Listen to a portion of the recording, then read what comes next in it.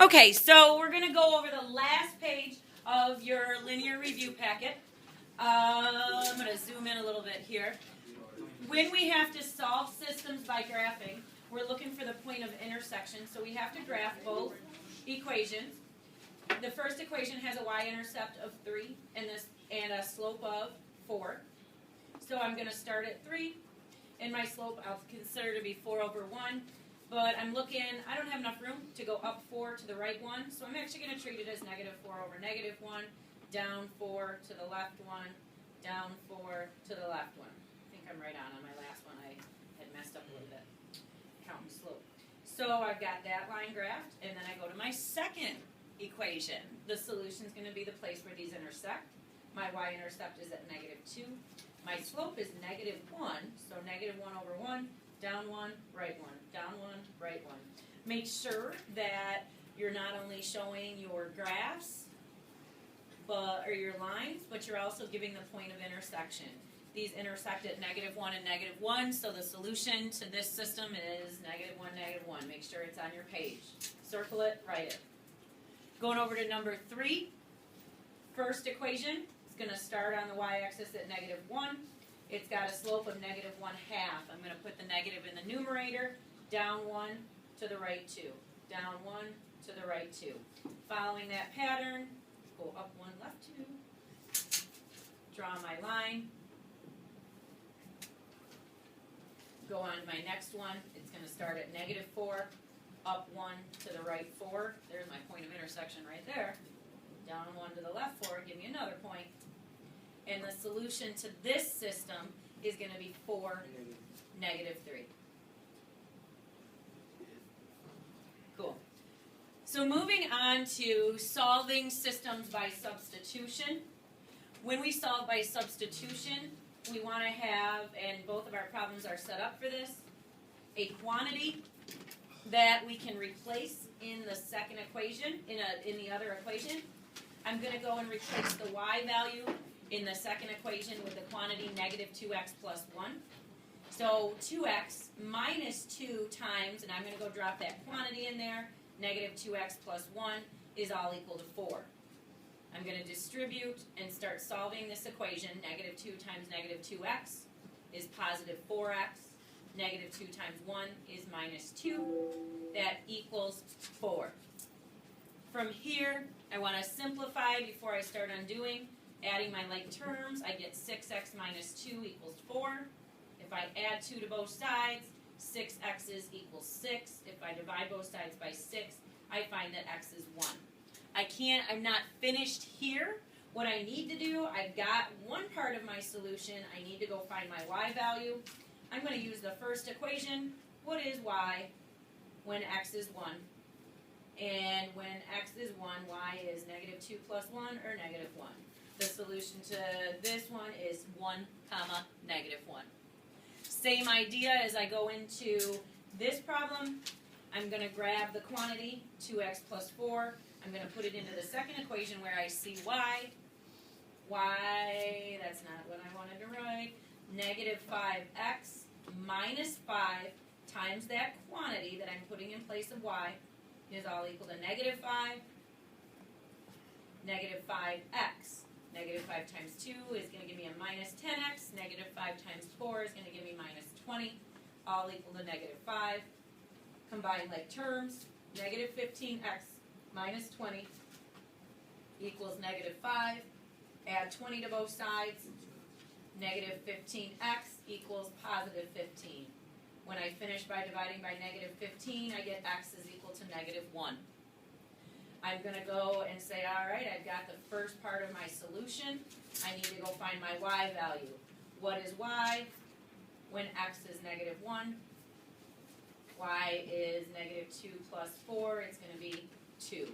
The solution to that system is 1, negative 1, 2. Going on with elimination. Elimination is when we combine our equations by working down with the intent of one of the variables to go away or be eliminated. Negative 4x and positive 4x is going to make 0. I'm combining down. I have negative 2y's and positive 8y's. That's going to be 6y's. Bring my equal sign down. Negative 12 minus 24 is going to put me at a negative 36. Divide both sides by 6. Y is going to be negative 6. Now I've got that part of my solution. I need to go find x. I'm going to use the second equation. What is x if I put in negative 6 for y? 4x minus 48 equals negative 24. If I add 48 to both sides, I get 4x equals positive 24.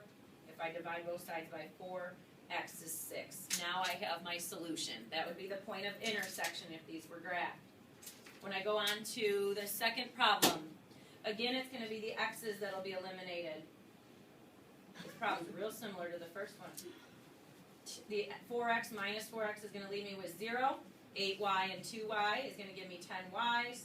20 minus 30 is going to give me negative 10. I'm going to divide everything by 10. Y is negative 1. Come up here, drop my y. Let's go find x. I like the first equation. It doesn't have any negatives involved. 4x plus 8 times the negative 1y I have equals 20. 4x is minus 8 equals 20. Add 8 to both sides. 4x equals 28. Last time I checked, 28 divided by 4 was 7. Solution to this one is 7, negative 1. Now in the last two here, numbered 9 and 10, we're not in a position to eliminate anything until we multiply an equation by something. I'm looking at the fact that this y coefficient is 1 and this is negative 7. If I multiply everything in this equation by 7, I will then have, running out of room here, I will then have a piece of paper to keep doing this on. There we go. I will wind up with 7 times 5x is 35x's plus 7 times y, which is 7y. And then on the right-hand side, I have to multiply by 7 as well, and 9 times 7 is going to give me 63. Now, when I line up the equation that I had underneath it, I see that I am in the position now to be able to eliminate my y's. I'm going over to my calculator to find out what 63 minus 18 is, and I thought it was 45. I wanted to check. I come down and combine my x's. 35x's and 10x's is 45. These go away.